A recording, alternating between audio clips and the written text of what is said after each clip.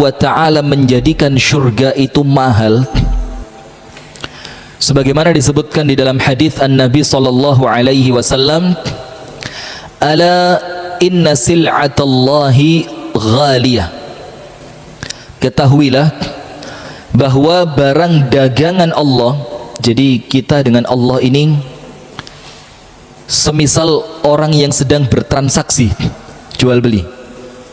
Anda punya apa, mau ditukarkan apa kepada Allah subhanahu wa ta'ala. Jadi mafish balas, tidak ada yang gratis, tidak ada. Jadi kita ini mau nukar apa dari yang kita punya untuk Allah, dan untuk apa Allah akan memberi, Allah akan menukarkan kepada kita apa. Maka Nabi SAW mengatakan, ala inna sil'atallah ghaliyah, sampai dibilang sama Nabi, sil'ah. Sil'ah itu barang dagangan. Ketahuilah bahwa barang dagangan Allah yang kamu akan membelinya dari Allah itu mahal. Lalu Rasulullah Muhammad sallallahu alaihi wasallam mengatakan, ala inna sil'atallah al-jannah. Apa itu barang dagangan Allah yang kalian akan membelinya dari Allah? Rasul katakan al-jannah, yaitu apa? Syurga. Berarti tidak bisa mau masuk syurga ketawa ketiwi, kemudian ngopi, kemudian arisan kanan arisan kiri, aduh na'udzubillah, susah. Sampai dikatakan di dalam ayat Al-Quran, am hasibtum an tadkhulul jannah walamma ya'tikum mathalul ladzina khalau min qablikum massathumul ba'sa'u wadh-dharra'u wa zulzilu hatta yaqula ar-rasul walladzina amanu ma'ah mata nasrullah ala inna nasrallahi qarib.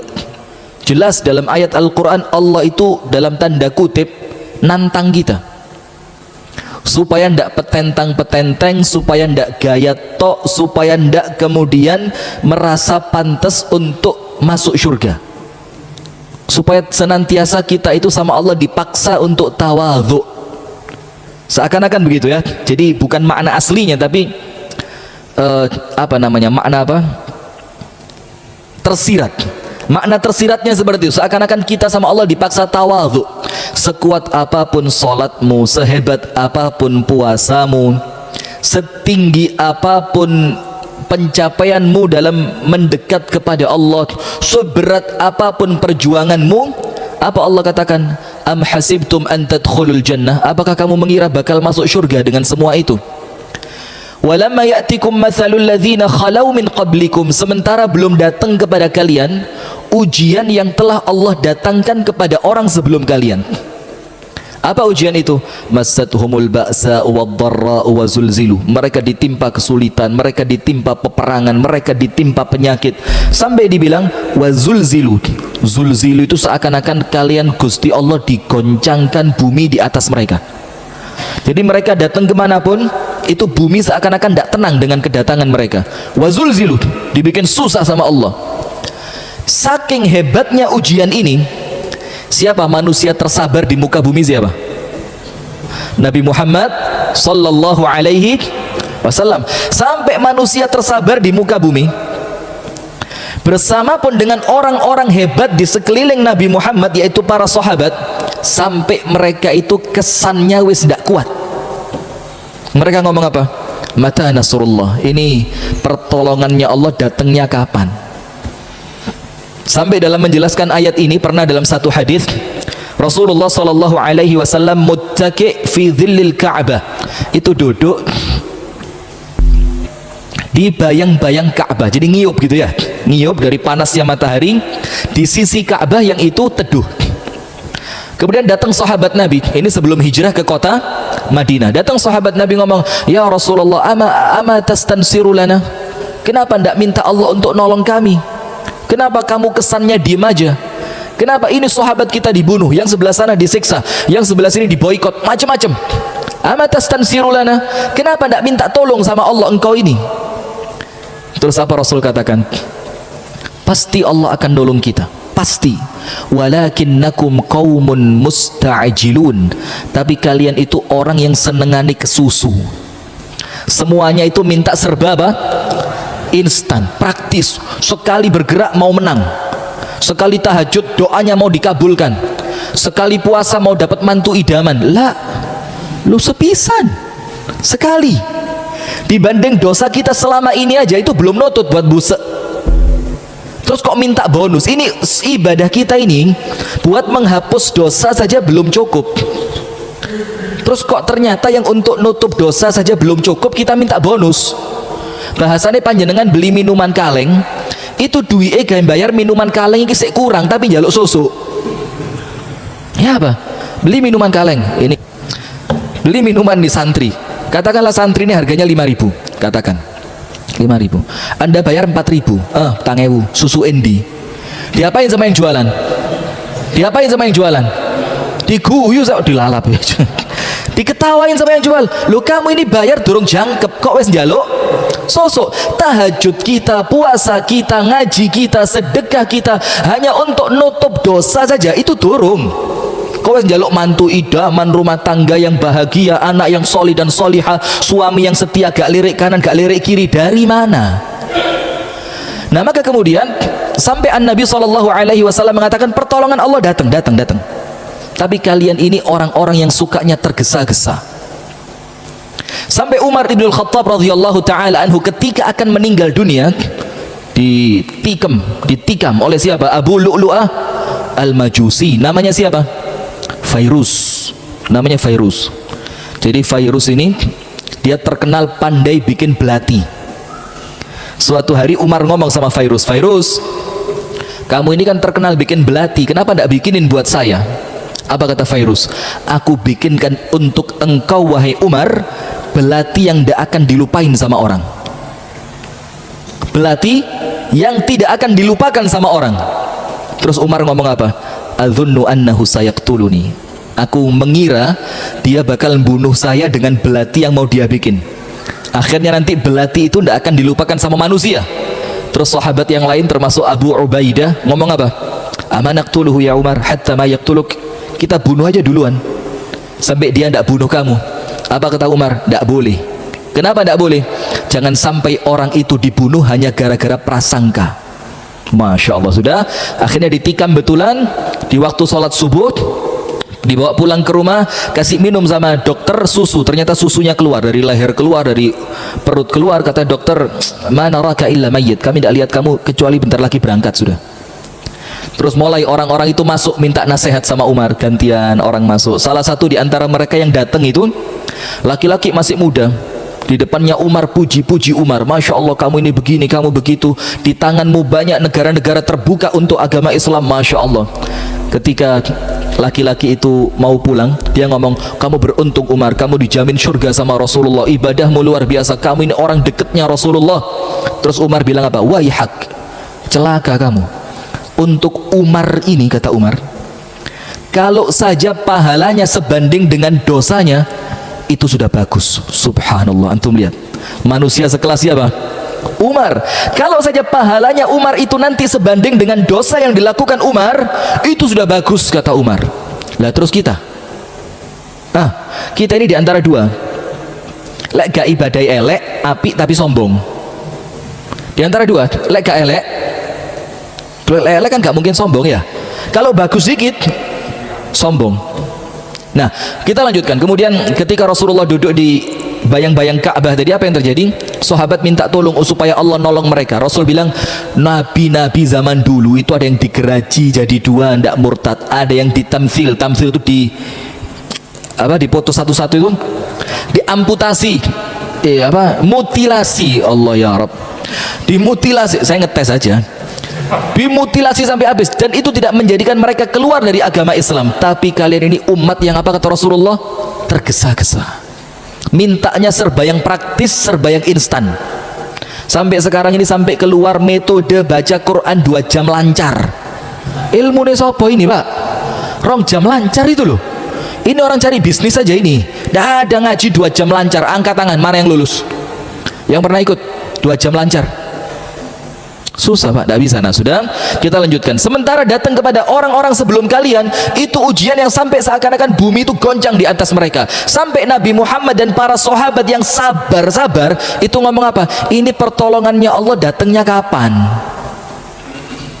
Lalu dijawab sama Allah, ala inna nasrallahi qarib. Ojo khawatir, pertolongan Allah itu sangat dekat. Nah sekarang begini, kalau kita baca ayat tadi, itu seakan-akan melebus surga itu angel betul. Betul tidak?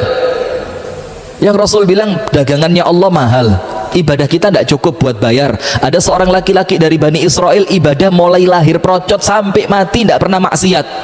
Ketika masuk surga, Allah bilang kamu masuk surga karena rahmatku. Dia tidak terima, dibilang bal bi amali ya Rabb, tapi aku masuk surga karena amalku ya Allah. Tahajud, duha, sedekah, puasa, ngaji, silaturahim karena amalku.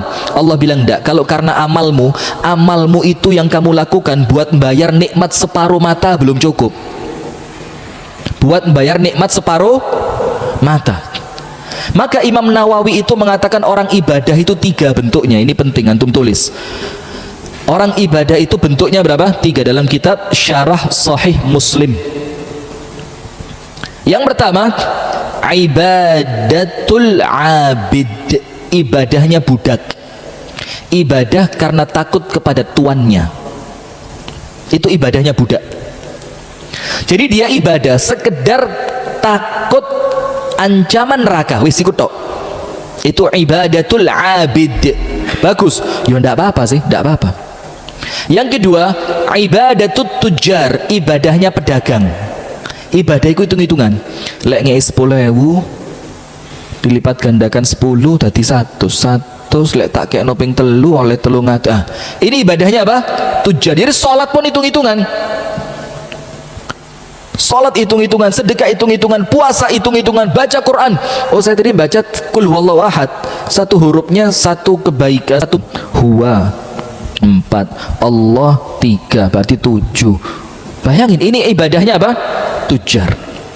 Dan yang ketiga, ibadatul ahrar, ibadahnya orang merdeka. Apa itu? Ibadatuhu hayaan lillahi ta'ala. Dia ibadah karena merasa malu sama Allah.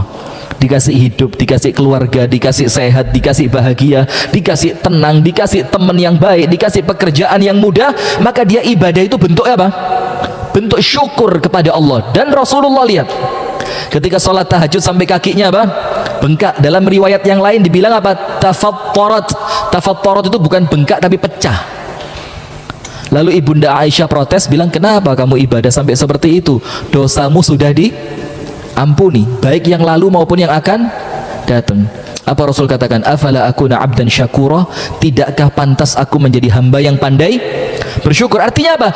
Itu tahajudnya Rasul sampai kakinya bengkak, itu ibadatu syakir. Hanya sekedar ibadah untuk menunjukkan beliau bersyukur. Belum ibadah menunjukkan beliau taat sama Allah. Belum ibadah untuk menunjukkan beliau ingin dijauhkan dari neraka. Belum ibadah yang menunjukkan beliau kepingin diselamatkan dari musibah. Belum, itu sekedar ibadah tu syakir. Ibadah karena rasa syukur. Tahajud sampai sikile abuh ya Rabb. Nah, kalau kita lihat semua itu, surga ini angel betul. Susah betul.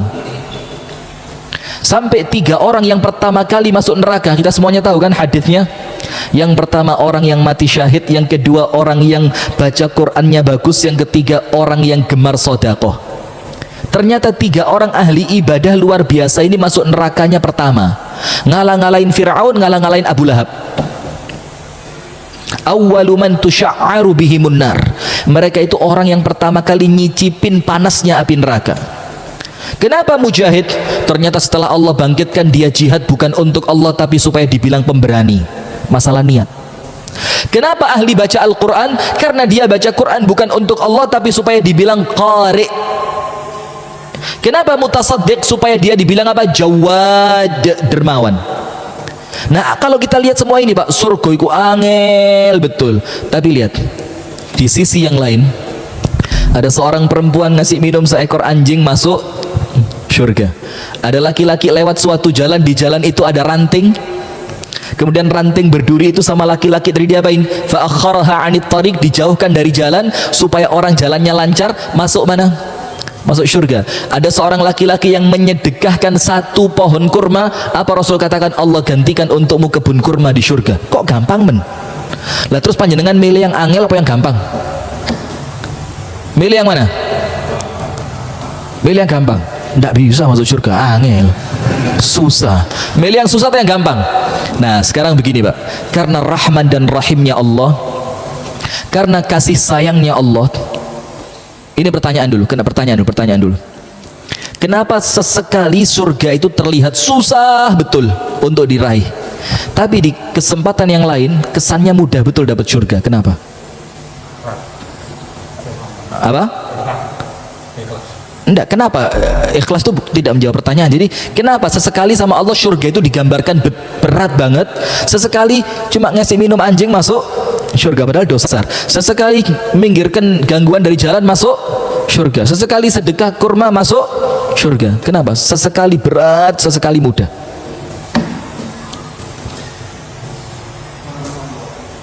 Pertolongannya Allah. Ya, silakan yang lain. Rahmat pemberian, gini biar tidak buang-buang waktu ya. Lah jawabannya semuanya betul, cuma kemudian saya mau jawaban itu yang pas, sesuai apa yang kita tanya. Ketika Allah menggambarkan surga itu begitu susahnya, tujuannya apa? Supaya yang ahli ibadah tidak sombong. Sesekali Allah gambarkan surga itu begitu mudahnya, supaya apa? Supaya yang ahli maksiat tidak putus asa. Itu seimbang begitu Pak Allah bikin. Kadang-kadang yang untuk kita ini, enggak, untuk antum-antum yang ahli ibadah, itu perlu diwedeni surga iku angel. Supaya apa? Tidak merasa puas dengan ibadahnya. Fala tuzakku anfusakum. Jangan kalian merasa suci kata Allah. Tapi untuk sesekali, untuk orang yang terlanjur kakean dosa, Allah bilang apa? Qul ya ibadiyalladzina asrafu ala anfusihim la taqnatu min rahmatillah innallaha yaghfiru dzunuba jami'a. Sing wis dosane kenemenen akeh, bukan sekedar berdosa, melampaui batas dalam dosa. Apa Allah bilang? Jangan putus asa. Kenapa ya Allah aku tidak boleh putus asa? Innallaha yaghfiru dzunuba jami'ah. Semua dosa sama Allah diampuni. Nah, maka sesekali dibikin susah biar tidak sombong, sesekali dibikin mudah biar yang merasa belum pantas itu tidak putus asa. Nah, sekarang begini, ibu-ibu masih dengerin saya? Dengerin apa, Bu? Begini. Sekarang hadirin sekalian,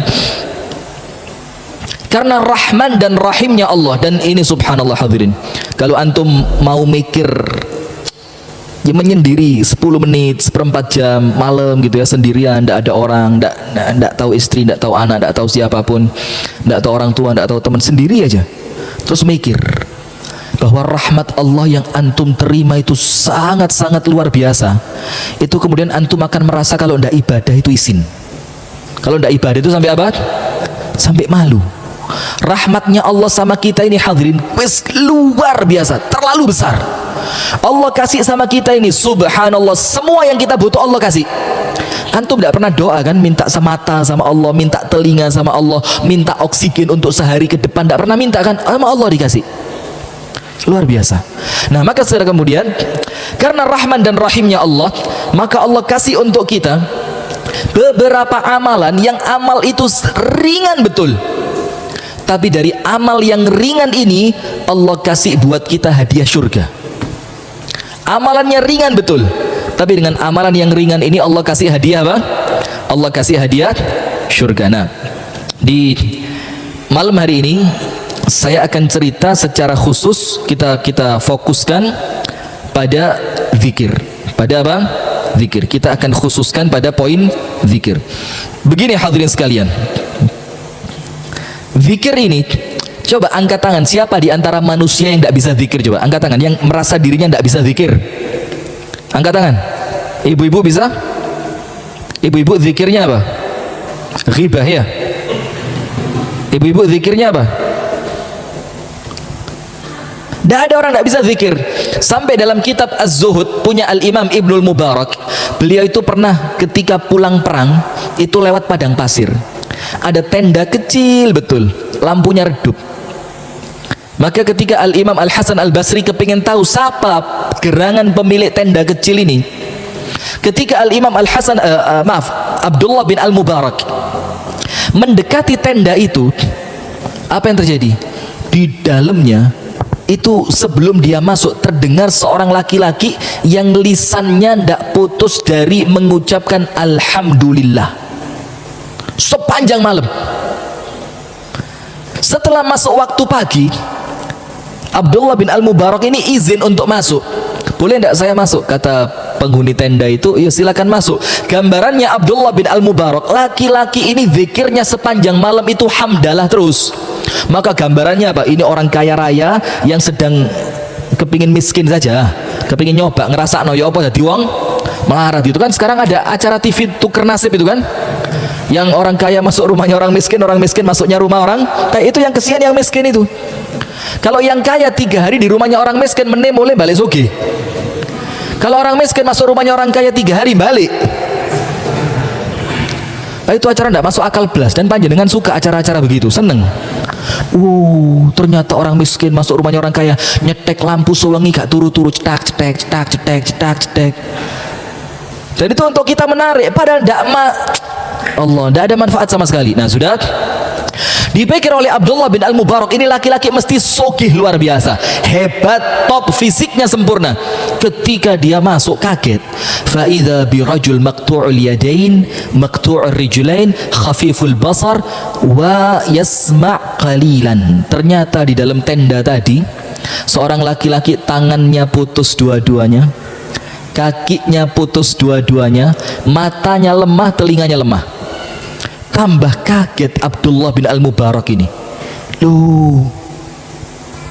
Terus sepanjang malam dia zikir alhamdulillah. Itu alhamdulillah untuk apa?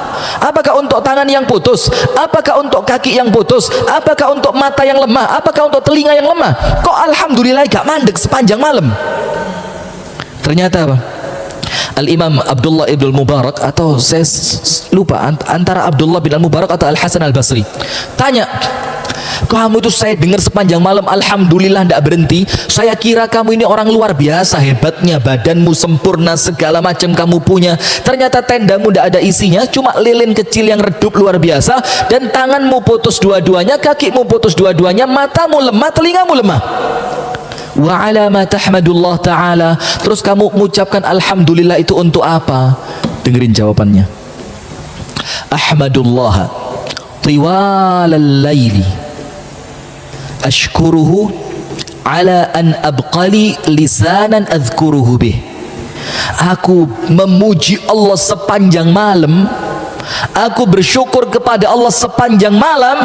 Aku mensyukuri apa? Lisan yang Allah tetapkan untukku, yang dengan ini aku bisa zikir. Subhanallah, hanya disisakan lisan yang dengan lisan itu dia bisa zikir. Dia bersyukurnya luar biasa. Lalu dari cerita ini Al-Imam Al-Hasan Al-Basri atau Abdullah bin Al-Mubarak mikir, sehebat apa keutamaan zikir, sampai ketika orang ini mampunya hanya zikir, tapi dengan itu dia manfaatkan lisannya tidak berhenti untuk zikir, dan lisan yang bisa dipakai zikir ini dia syukuri sepanjang malam. Maka keterlaluan kalau kita ini tidak pernah zikir. Itulah kenapa hadirin, di setiap gerak-gerik kita mesti ono dungone, ya benda. Masuk masjid, keluar masjid, masuk kamar mandi, keluar kamar mandi, mau tidur, bangun tidur, mau makan, selesai makan, bahkan ngelilir ada doanya. Iya kan? Tahu tidak doanya? Allahumma turu maneh, la haula wala quwata illa. Sampai ngelilir ada doanya. Mendengar suara kokokan ayam ada doanya. Mendengar orang lain diuji dengan ujian berat ada doanya.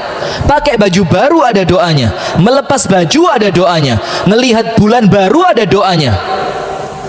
Melihat istri tidak pakai baru, ketika manten baru dulu, ada doanya tidak?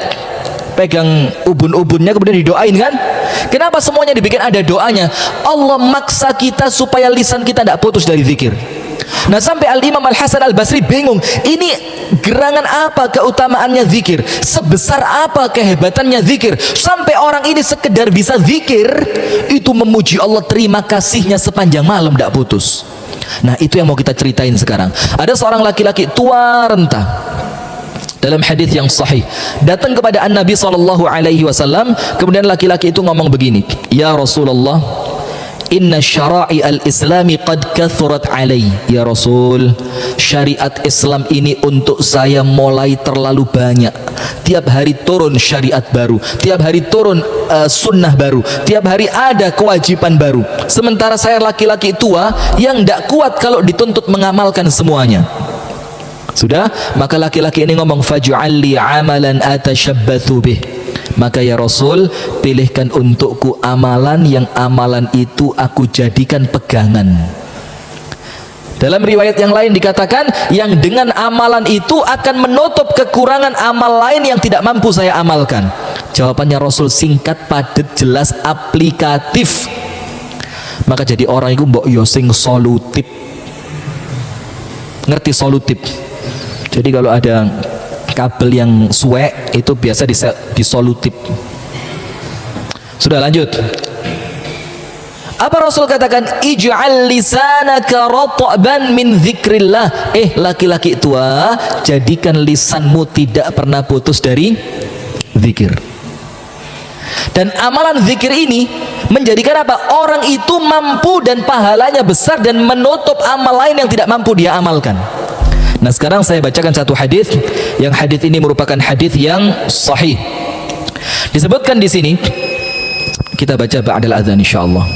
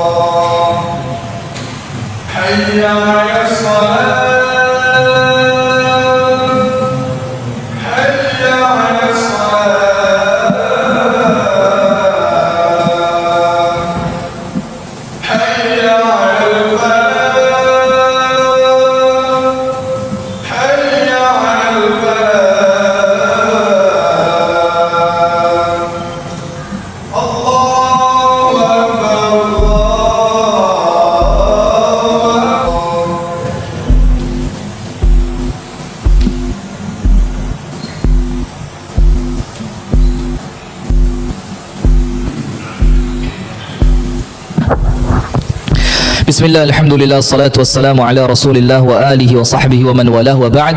Sekarang kita lanjutkan. An-Nabi sallallahu alaihi wa alihi wa sahbihi wasallam bersabda, ala unabbi'ukum bi khairi a'malikum. Maukah aku tunjukkan kepada kalian amal kalian terbaik? Terbaik. Bi khairi a'malikum. Amal kalian yang terbaik. Jadi Rasul katakan, mau enggak tak tunjukin sama kalian? Unabbi'ukum, dan kata naba itu sendiri itu bukan khabar, beda. Khabar itu ya sekedar berita gula naik, itu khabar. Berita di Jakarta ada demo, itu khabar. Tadi pulang Jumatan hujan deras sampai blembing, itu khabar. Tapi kalau naba, amma yatasaaluna 'anin naba'il azim. Kalau berita naba itu artinya beritanya bukan berita kecil. Dan ketika ngomong hadis ini, Rasul tidak ngomong khabar tapi naba. Maka Rasul katakan, ala unabbi'ukum bi khairi a'malikum. Mau ndak aku tunjukin sama kalian amal kalian yang terbaik? Wa azkaha 'inda malikikum, dan yang paling suci diterima oleh Allah. Jadi di sisi Allah ini amal adalah amalan yang tersuci. Zaki, azkaha. Wa arfa'iha fi darajatikum, dan amalan ini amalan paling cepat untuk meninggikan derajat kalian. Nanti kita kasih beberapa contoh tentang hadis ini. Ini amalan yang paling cepat menjadikan derajat kalian apa?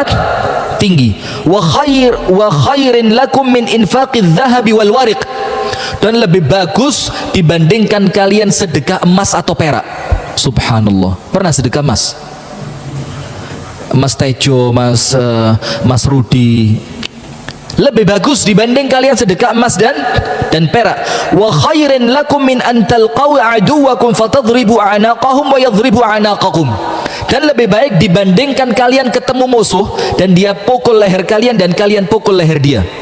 Jadi amal terbaik, derajat yang paling tinggi, paling suci di sisi Allah, lebih bagus dibanding sedekah emas dan perak, dan kemudian lebih bagus dibanding kalian berangkat perang kemudian kalian dipukul lehernya atau kalian yang mukul lehernya musuh. Ini kan gambarannya luar biasa, ini pasti amalan kan?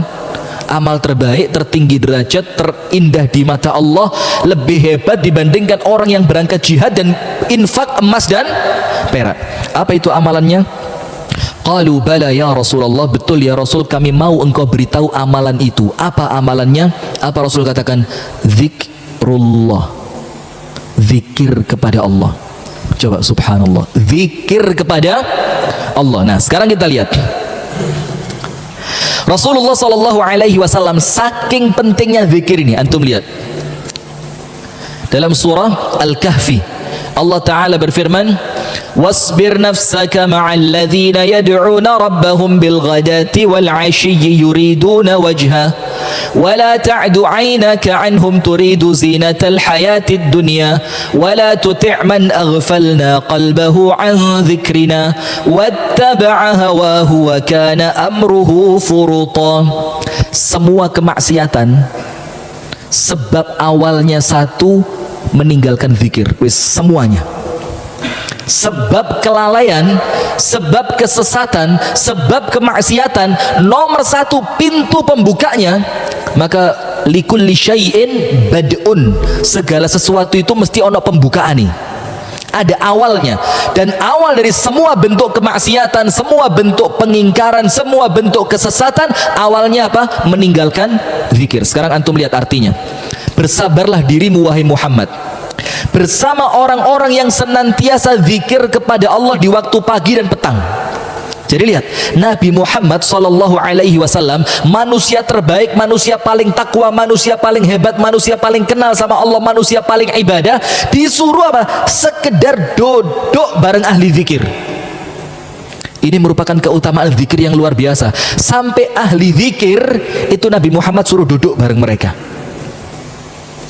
Wasbir nafsaka ma'al ladzina yad'una rabbahum bil ghadati wal 'ashyi yuriduna wajha. Yang kedua, wala ta'du 'ainaka 'anhum, dan jangan kamu palingkan matamu dari mereka. Faham enggak? Jadi bukan sekedar, bukan melengos enggak, tapi apa? Sekedar memalingkan mata kita dari mereka. Jadi mereka di depan sana, kita noleh sana, itu sama Allah enggak boleh. Wala ta'du 'ainaka 'anhum.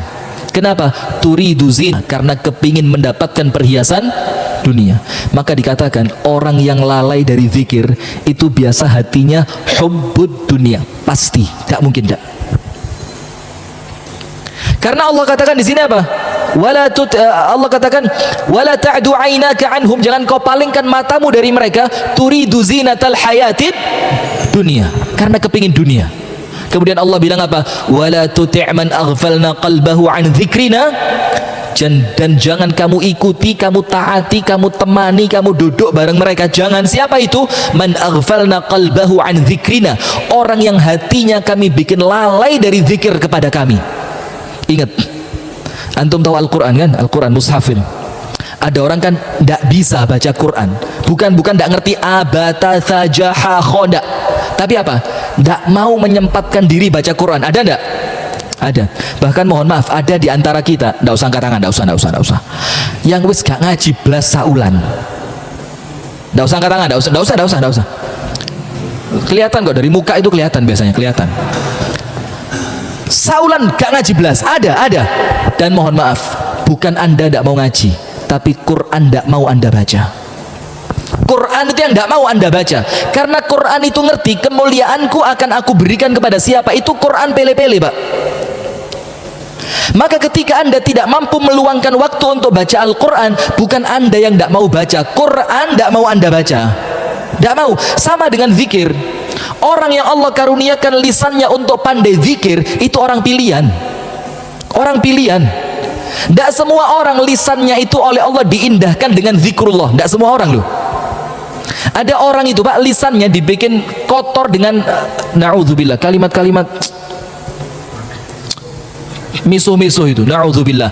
Dan sekarang hati-hati, serius saya ngomong ini, serius saya ngomong, itu mulai ada gerakan-gerakan untuk menggeser nilai-nilai keislaman dari Indonesia melalui tayangan YouTube, melalui tayangan televisi, melalui semuanya. Bahkan sekarang Pak, ada YouTube itu yang dari awal sampai akhir itu podcast 2 orang, itu tengah-tengahnya podcast minum anggur merah. Di masyarakat mayoritas muslim yang kita yakin khamr itu hukumnya apa? Haram. Podcast minum anggur merah. Dan ada yang podcast sambil tidak pakai BH dan ngomong. Na'udzubillah, ini negara muslim, bukan negara Islam, negaranya umat Islam mayoritas. Itu ada gerakan untuk menyingkirkan nilai keislaman. Nanti lama-lama seakan-akan yang seperti itu biasa gitu loh. Padahal mengingkari kemungkaran yang paling ringan dengan apa? Hati. Jadi sekarang panjenengan itu digiring untuk seakan-akan yang munkar itu tidak bisa dilihat munkar oleh hati Anda. Oh itu ya apa itu? Podcast kok sambil meso-meso? Biasa loh. Anda akan digiring begitu nanti. Jadi seakan-akan mendengarkan kalimat-kalimat kotor itu bukan dosa lagi. Seakan-akan apa? Biasa. Dan masyarakat kita sekarang Pak, na'udzubillah, kasar betul, kasar. Kenapa? Faktornya tidak pernah zikir, hatinya tidak dilembutkan dengan zikir. Anda tahu ketika rame-ramenya corona kemarin, kan kampung-kampung pada ditutup kan, dikasih portal, tidak boleh masuk. Tulisannya apa? Kasar banget, makso melbu ajur. Seakan-akan kita kehilangan kalimat-kalimat yang sopan sudah. Serius ini, betul tidak? Coba di kampung panjenengan tulisannya apa? Masya Allah, gini Jombang kota santri luar biasa. Assalamualaikum, pantas kalau Jombang. Kalau di tempat-tempat kami sana itu tulisannya kasar-kasar. Dan Anda tahu Pak, sebab apa? Kita tidak mengindahkan lisan kita untuk zikir. Akhirnya setan memanfaatkan lisan ini untuk dikotori dengan kalimat kotor. Maka bukan panjenengan yang tidak bisa zikir, tapi zikir itu merasa tidak pantas untuk diucapkan oleh sampean, maka zikir enggan dari sampean. Maka seperti itu. Nah, sampai kemudian ini saya belum masuk ke materi, ini baru mukaddimahnya. Iya, serius. Sampai kemudian hadirin, apa Allah katakan dalam Al-Quran? وَلَا تَكُونُوا كَالَّذِينَ نَسُوا اللَّهَ فَأَنْسَاهُمْ أَنفُسَهُمْ. Janganlah kalian menjadi orang yang lupa kepada Allah, akhirnya Allah bikin mereka lupa pada dirinya sendiri. Tidak tahu kebaikan buat dirinya, awalnya karena lupa apa? Lupa zikir. Maka tidak boleh diremehkan. Nah, sekarang kita lanjutkan ayatnya. Dan jangan kamu ikuti man aghfalna qalbahu an dzikrina, orang-orang yang hatinya kami bikin lalai dari mengingat kami. Jadi bukan Anda yang tidak mau, Allah bikin hati Anda itu tidak bisa dipakai zikir. Kenapa? Tidak pantas. Tempat yang kotor tidak pantas dimasukin air bersih, ngerusui banyu nih. Maka kalau Anda mau nuang air yang bersih, Anda akan cari tempat yang apa? Tempat yang bersih, supaya air yang masuk itu betul-betul kelihatan apa? Bersih. Anda tidak mau sia-sia kan? Nah, sudah, wala tuti' man aghfalna qalbahu an dzikrina. Kalau sudah lupa zikir, apa yang terjadi? 2. Fattaba'a hawahu, akhirnya menjadi budak hawa nafsu. Wa kana amruhu furuta, dan urusannya pasti melampaui batas. Karena awalnya lupa apa? Zikir. Sampai saking pentingnya zikir, Rasul itu ketika senang sama salah seorang sahabat yang bernama Mu'ad bin Jabal, itu Rasul bilang apa? Ya Mu'ad, inni uhibbuk. Mu'ad, aku cinta betul sama kamu, kata Rasul. Dan Anda bayangkan begitu bahagianya Mu'ad ini ya. Karena apa? Rasul ngomong bahwa Rasul cinta sama dia. Allahu Akbar. Coba, ya Mu'ad, inni uhibbuk. Terus kalau Rasul cinta sama seseorang, pasti orang itu sama Rasul dikasih hadiah. Apa hadiahnya? Dikasih nasihat, yang nasihat ini bukan cuma untuk Mu'ad, tapi untuk kita semua. Apa nasihatnya? Fala tad'anna dubura kulli salatin an taqul, maka jangan sampai kamu tinggalkan sekalipun setelah kamu selesai salat untuk kamu baca Allahumma a'inni ala dzikrika wa syukrika wa husni ibadatika. Ya Allah, a'inni, tolonglah aku ya Rabb, ala dzikrika, untuk jadi orang yang terus lisannya zikir. Masya Allah, indah banget ini kalau lisan tidak pernah berhenti dari zikir. Wa syukrika, dan tolonglah aku untuk terus jadi hambamu yang pintar mensyukuri nikmat. Wa husni ibadatika, dan tolonglah aku untuk menjadi hambamu yang ibadahnya itu baik. Ini saking pentingnya apa? Zikir. Nah sekarang Anda kumpulkan beberapa zikir-zikir yang dahsyat luar biasa. Nomor satu dan nomor dua, ini zikir ba'da sholat. Nomor satu dan nomor dua. Yang pertama apa? Man sabbahallah thalathan wa thalathina wa hammadallah thalathan wa thalathina wa kabbarallah thalathan wa thalathina wa yaqulu tamamal mi'ati la ilaha illallah wahdahu la syarika lah lahul mulku wa lahul hamdu wa huwa ala kulli syai'in qadir. Barang siapa bertasbih 33 kali setiap selesai sholat, kemudian bertahmid 33 kali, bertakbir 33 kali, berapa berarti? 99. Dan dilengkapkan 100 dengan ucapan apa? La ilaha illallah wahdahu la syarikalah lahul mulku wa lahul hamdu wa huwa ala kulli syai'in qadir. Dari hadis Anas bin Malik riwayat Imam Muslim. Apa yang dia dapatkan? Huttat khatayahu wa in kanat mithla zabadil bahr. Allah ampuni semua dosanya dia sebelum sholat, walaupun dosa itu sebanyak buih di lautan. Subhanallah. Apa zikirnya? Subhanallah berapa? Alhamdulillah, Allahu Akbar, ditutup 100 dengan apa? La ilaha illallah wahdahu la syarika lah lahul mulku wa lahul hamdu wa ala kulli syai'in qadir. Dapat apa dia? Ampunan dari semua dosanya dia sebelum sholat, walaupun dosa itu sebanyak apa? Ya Rob, dongo mari sholat kok pelencing metu kan itu salah. Bu, tidak punya dosa bu, jangan sama orang lain, sama suami sekebek kok. Yang kedua, ayat kursi, sama hadits Anas bin Malik riwayat Imam Muslim juga. Apa Rasul katakan? Man qara'a ayatal kursi dubura kulli salatin lam yamna'hu min dukhulil jannati illal maut. Barang siapa membaca ayat kursi, apal boten? Allahu la ilaha illa huwal hayyul qayyum la ta'khudhuhu sinatun wa la naum, dan seterusnya.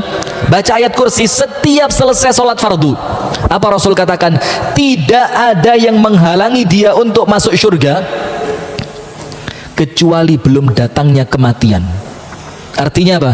Kalau orangnya mati, wis tidak ada lagi penghalang untuk dia masuk surga. Apa amalannya? Baca ayat kursi setiap selesai sholat fardu. Zikir ketiga, ini untuk ibu-ibu khusus dan untuk bapak-bapak secara umum, tapi lebih pentingnya untuk siapa? Perempuan. Ada perempuan di belakang? Oh banyak bebek. Begini ibu-ibu, zikirnya tasbih, tahmid, takbir. Tapi kalau setiap selesai sholat 33, 33, 33. Tapi kalau ini 33, 33, 34. Tasbihnya 33, tahmidnya 33, takbirnya berapa? 34. Apa keutamaannya?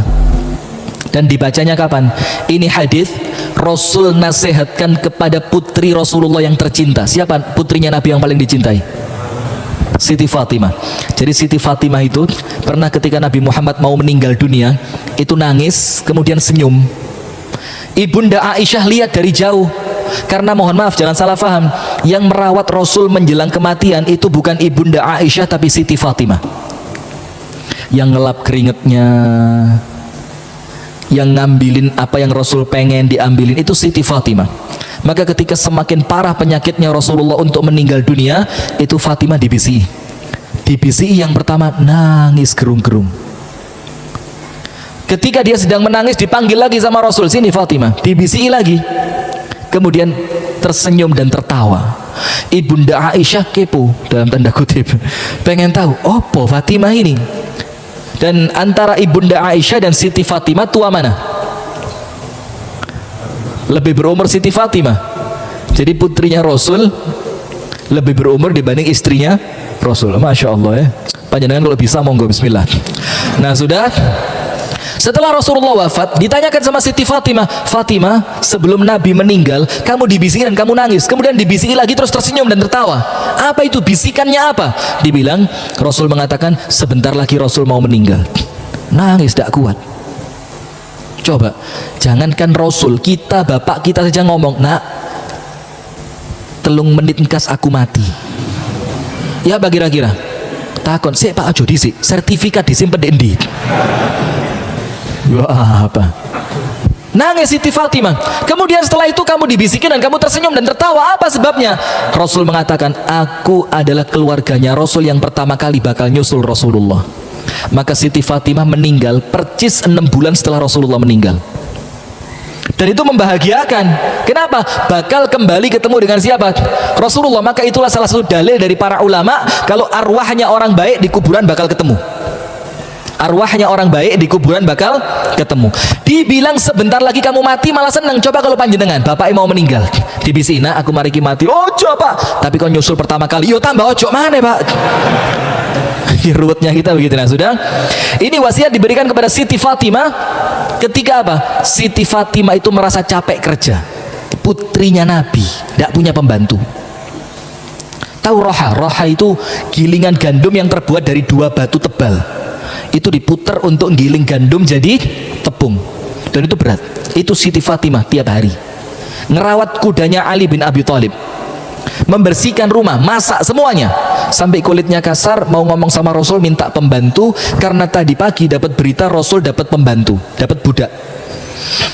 Ketika Rasul datang ke rumahnya, Fatimah, ada apa gerangan? Kamu ada perlu sama saya? Iya, saya minta khadim, 1 pembantu.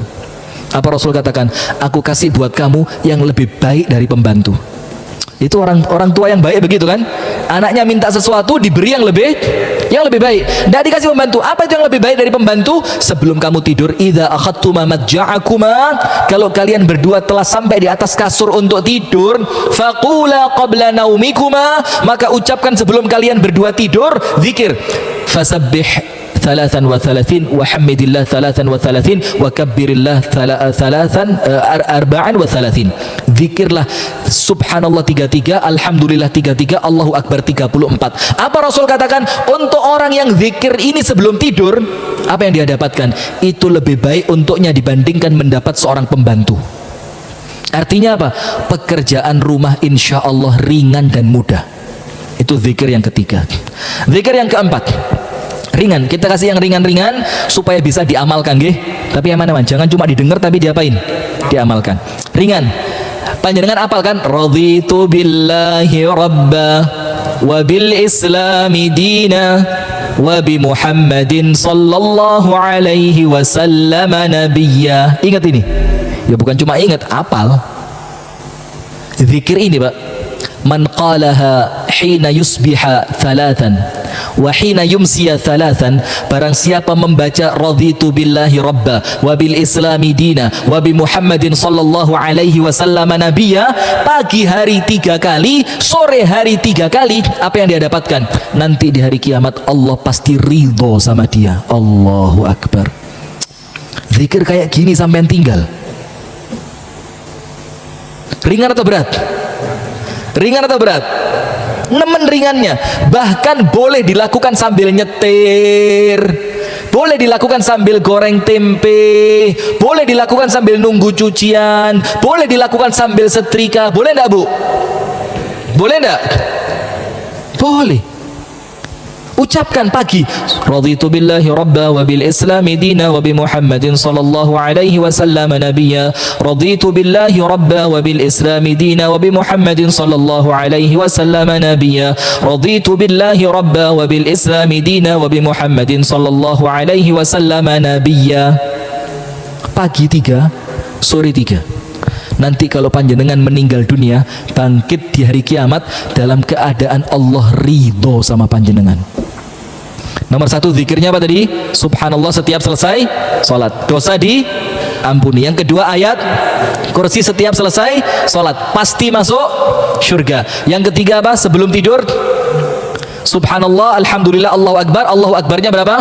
34. Lebih baik dibandingkan mendapatkan satu orang pembantu. Yang keempat, raditu billahi robba, 3 kali pagi 3 kali sore. Apa yang dia dapatkan?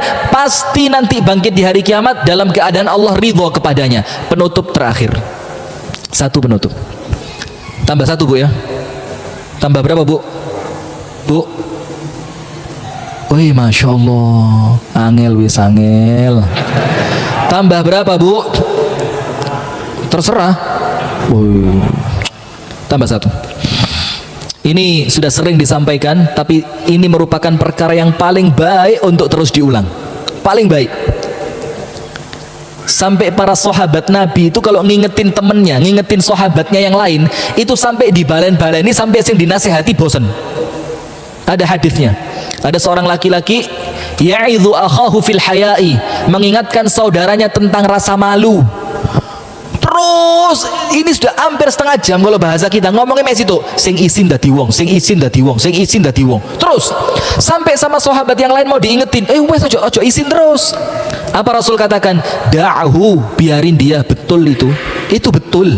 Kenapa? Fa innal haya minal iman, karena malu itu termasuk apa? Iman. Sekarang banyak orang tidak punya malu, banyak orang tidak punya malu, itu terus. Nah maka ini kita ingatkan sekali lagi, karena ini termasuk salah satu yang paling baik untuk terus diulang. Bahkan kalau perlu bikin agenda rutin di keluarga untuk baca zikir-zikir tadi, tidak apa-apa. Supaya apa? Cek iso melbu syurga bareng-bareng. Sayyidul istighfar. Tahu Sayyidul istighfar? Itulah kenapa saya sampai sama teman-teman itu dicireni. Pokoknya Ustaz Rifki ceramah pembukaannya mesti Sayyidul istighfar, asbahna atau amsayna, kemudian Allahumma inni as'aluka ilman nafi'ah. Saya baca itu terus untuk apa? Bukan sekedar untuk saya, tapi membiasakan jamaah saya yang selama ini belum hafal, lek terus kerungu suwe-suwe apa? Hafal. Dan tidak apa-apa, tidak aib, tidak apa-apa, terus dibaca.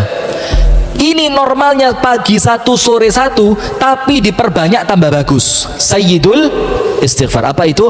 Allahumma anta rabbi, la ilaha illa anta khalaqtani, wa ana abduka, wa ana ala ahdika wa wa'dika mastata'tu, a'udhu bika min syarri ma sana'tu, abu'u laka bi ni'matika alayya wa abu'u bi dhanbi faghfirli fa innahu la yaghfiru dhunuba illa anta.